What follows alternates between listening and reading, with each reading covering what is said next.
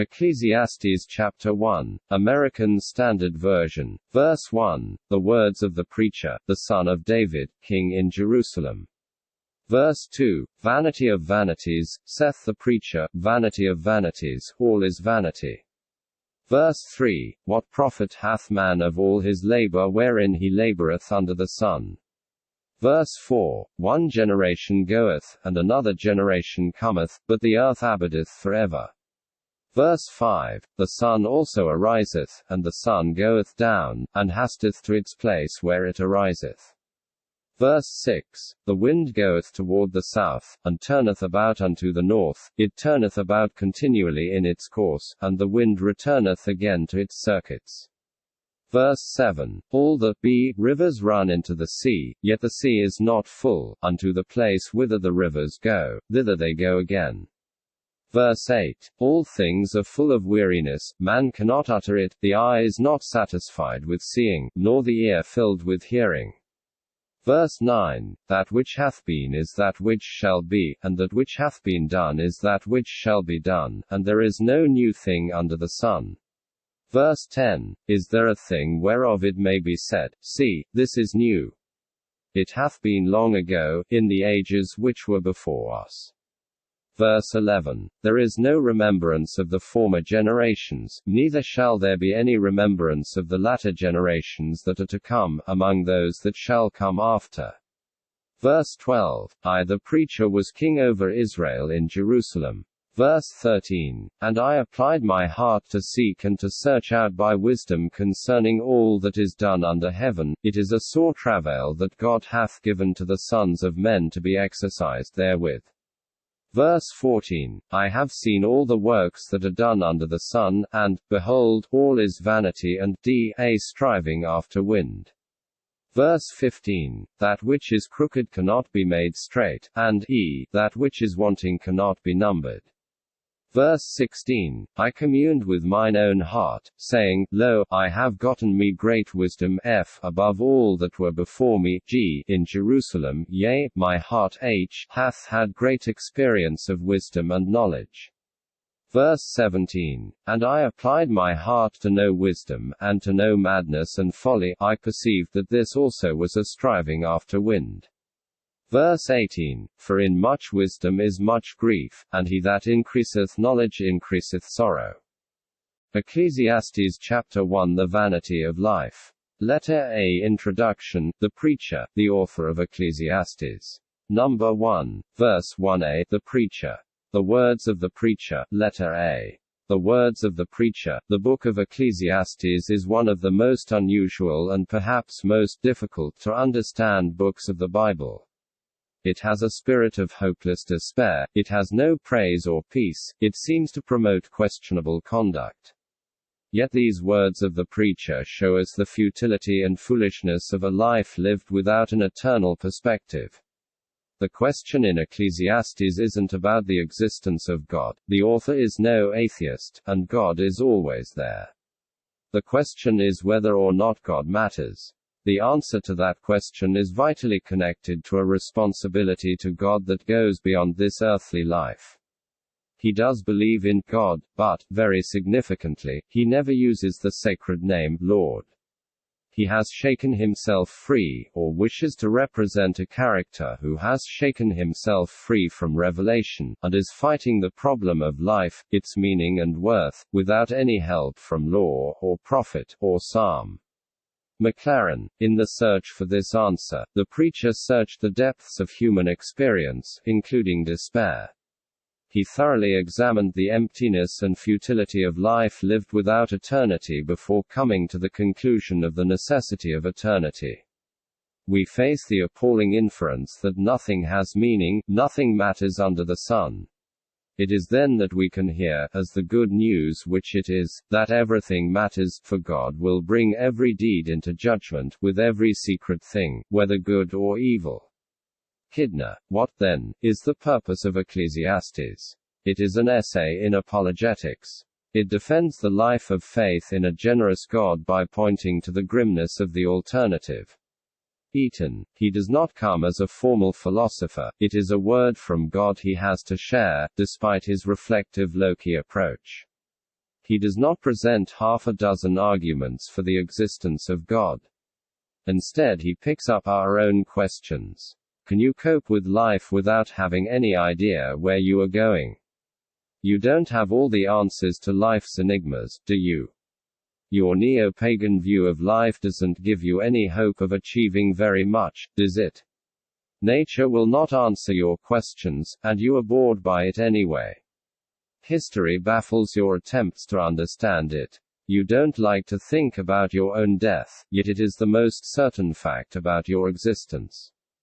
Eaton. Ecclesiastes does not pretend to preach the gospel. Rather, it encourages the reader to a God-centered worldview rather than falling victim to frustrations and unanswered questions. None of its contents has to be rejected in the light of the New Testament. Right. Letter B. The preacher, in Hebrew, this translates the word koheleth, or kobole. The idea is of someone who might gather, lead, or speak to a group of people, a congregation. The word is connected with the Hebrew for assembling, and its form suggests some kind of office-bearer.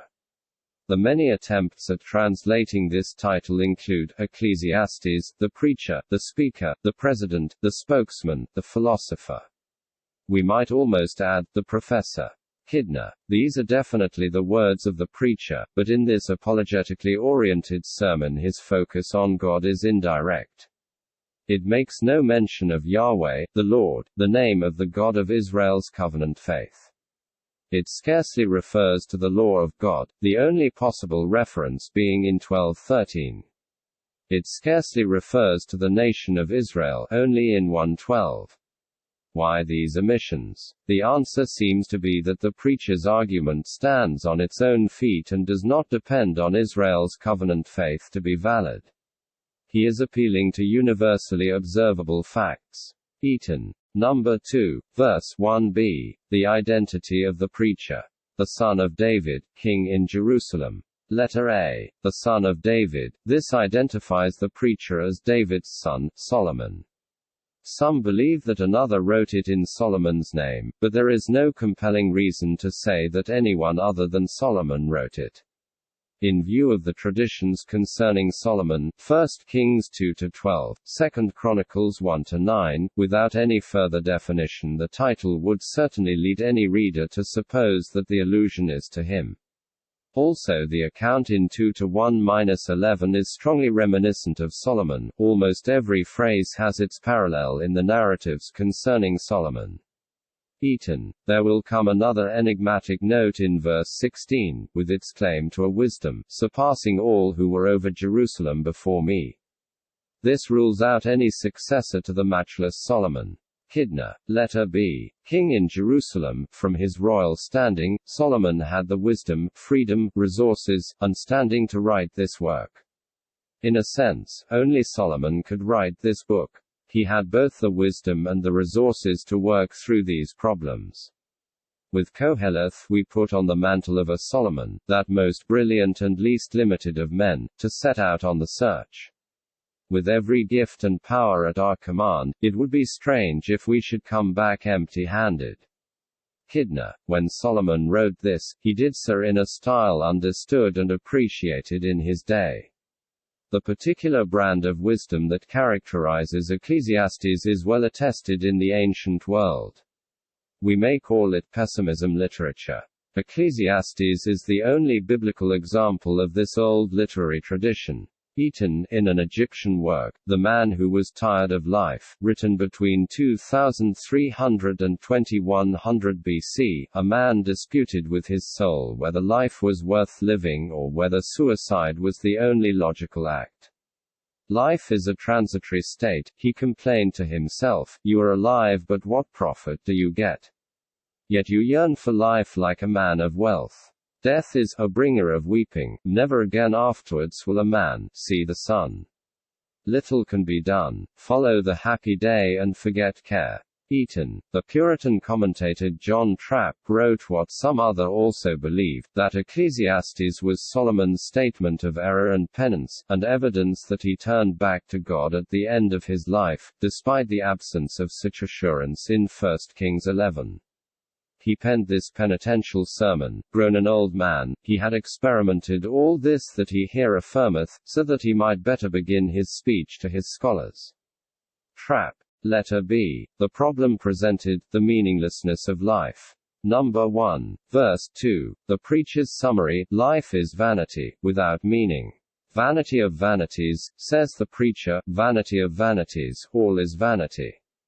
Letter A. Vanity of vanities, the preacher begins his sermon with his first conclusion, though not his ultimate conclusion. Looking at life all around, he judges it to be vanity, nothing, useless, meaningless. A wisp of vapor, a puff of wind, a mere breath, nothing you could get your hands on, the nearest thing to zero. That is the vanity this book is about. Kidner. Vanity, hebel, includes I. brevity and unsubstantiality, emptiness, e. unreliability, frailty, e. futility, as in Job chapter 9 verse 29, Hebrew, where in vanity means to no effect, iv. deceit, cf. Jeremiah chapter 16 verse 19, Zechariah chapter 10 verse 2. Eaton. Letter B. Vanity of vanities. To strengthen his point, the preacher judged life to be the ultimate vanity, the vanity of vanities. This Hebrew phrasing is used to express intensity or the ultimate of something, as in the phrase Holy of Holies. This phrase, or something quite like it, will be used about 30 times in this short book. It is one of the major themes of Ecclesiastes. Letter C. All is vanity. To further strengthen the point, Solomon noted not only that life is vanity, but that all is vanity. It seemed that every part of life suffered from this emptiness. We see from the first 2 verses that Solomon wrote this from a certain perspective, a perspective that through the book he will expose as inadequate and wrong. Most all of Ecclesiastes is written from this perspective, through the eyes of a man who thinks and lives as if God doesn't matter. It is an absolutely accurate statement of life when it is lived under certain conditions, but it is not true as a statement of what life must necessarily be. Morgan. If you say, my life isn't vanity, it isn't meaningless. My life is filled with meaning and purpose. That's wonderful, but you can't ignore the premise of the preacher, the premise of life under the sun. Therefore Ecclesiastes is filled with what we might call true lies. Given the perspective, God does not matter, it is true that all is vanity. Since that perspective is wrong, it is not true that all is vanity. Yet Solomon makes us think through this wrong perspective thoroughly through Ecclesiastes. Solomon thinks through this perspective, but he wasn't the first nor the last to see life this way. Many moderns judge life to be equally futile. We all live in a house on fire, no fire department to call, no way out, just the upstairs window to look out of while the fire burns the house down with us trapped, locked in it. Playwright Tennessee Williams. Most people get a fair amount of fun out of their lives, but on balance life is suffering and only the very young or the very foolish imagine otherwise. Author George Orwell. Life is rather like a can of sardines, we're all of us looking for the key. Playwright Alan Bennett. Number 2, verse 3. Life and work under the sun. What profit has a man from all his labor in which he toils under the sun? Letter A. What profit has a man from all his labor? Using the language from the world of business, the preacher asked a worthy question. He knew that life was filled with labor, but what is it worth? What does it profit? Profit, a commercial term, life pays no dividends. Eaton. Jesus expressed a similar thought in Mark chapter 8 verse 36, for what will it profit a man if he gains the whole world, and loses his own soul? All things are sweeter in the ambition than in the fruition. There is a singular vanity in this splendid misery. Trap. Letter B. In which he toils under the sun. This is the first stating of an essential theme through Ecclesiastes. This phrase will be repeated more than 25 times through the book. The idea isn't on a sunny day, or something having to do with the weather. The idea is, in this world that we can see, the material world. It is life considered without an eternal perspective. If our view of life goes no further than under the sun, all our endeavors will have an undertone of misery. Eaton. The use of the phrase under the sun shows that the writer's interest was universal and not limited to only his own people and land. Wright. Number 3, verses 4 to 7. The unending cycle of creation. One generation passes away, and another generation comes, but the earth abides forever. The sun also rises, and the sun goes down, and hastens to the place where it arose. The wind goes toward the south, and turns around to the north. The wind whirls about continually, and comes again on its circuit. All the rivers run into the sea, yet the sea is not full. To the place from which the rivers come, there they return again.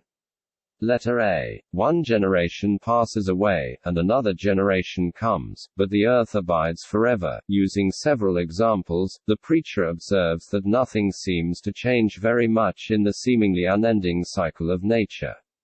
He looks out upon humanity, and sees that in one aspect the world is full of births, and in another full of deaths. Coffins and cradles seem the main furniture, and he hears the tramp, tramp, tramp of the generations passing over a soil honeycombed with tombs. Maclaren. Letter B. The sun also rises. The wind goes toward the south, the rivers run into the sea. From what Solomon could observe under the sun, these unchanging cycles expressed the unchanging monotony of life, leading to its vanity and meaninglessness. For Old Testament orthodoxy, creation rings with the praises of the Lord. Creation is His. But, says the preacher, take away its God, and creation no longer reflects His glory. It illustrates the weariness of mankind. Eaton. All the rivers of earthly joy may be flowing into your heart, but they will never fill it. They may recede, or dry up, or ebb, but if not, still they will never satisfy. But in Christ there is perennial interest. We need not go outside of Him for new delights, and to know Him is to possess a secret which makes all things new. Mayer. 4, verses 8 to 11. The unending cycle of man's labor. All things are full of labor, man cannot express it. The eye is not satisfied with seeing, nor the ear filled with hearing. That which has been is what will be, that which is done is what will be done, and there is nothing new under the sun. Is there anything of which it may be said, see, this is new? It has already been in ancient times before us. There is no remembrance of former things, nor will there be any remembrance of things that are to come by those who will come after. Letter A. All things are full of labor, man cannot express it. Solomon then observed that the meaninglessness of life wasn't only reflected in nature. This frustration is also evident in human effort and endeavor. Despite all man's working, labor, seeing, and hearing, he is still not satisfied. It is impossible to calculate how much anxiety, pain, labor, and fatigue are necessary in order to carry on the common operations of life. But an endless desire of gain, and an endless curiosity to witness a variety of results, cause men to labor on. Clark. What is the difference between a squirrel in a cage who only makes his prison go round the faster by his swift race, and the man who lives toilsome days for transitory objects which he may never attain? Maclaren. Letter B. That which has been is what will be, that which is done is what will be done, and there is nothing new under the sun. Despite all man's work and progress, life seems monotonously the same. Things that seem new get old very quickly, so it could be said, there is nothing new under the sun. The more things change, the more they stay the same. Meet the new boss, same as the old boss. In their new guise the old ways go on. As a race, we never learn. Kidner. There may be nothing new under the sun, but thankfully the followers of Jesus, those born again by God's Spirit, don't live under the sun in that sense. Their life is filled with new things. A new name, Isaiah chapter 62 verse 2, Revelation chapter 2 verse 17. A new community, Ephesians chapter 2 verse 14. A new help from angels, Psalm chapter 91 verse 11. A new commandment, John chapter 13 verse 34. A new covenant, Jeremiah chapter 31 verse 33, Matthew chapter 26 verse 28. A new and living way to heaven, Hebrews chapter 10 verse 20. A new purity, 1 Corinthians chapter 5 verse 7. A new nature, Ephesians chapter 4 verse 24. A new creation in Jesus Christ, 2 Corinthians chapter 5 verse 17.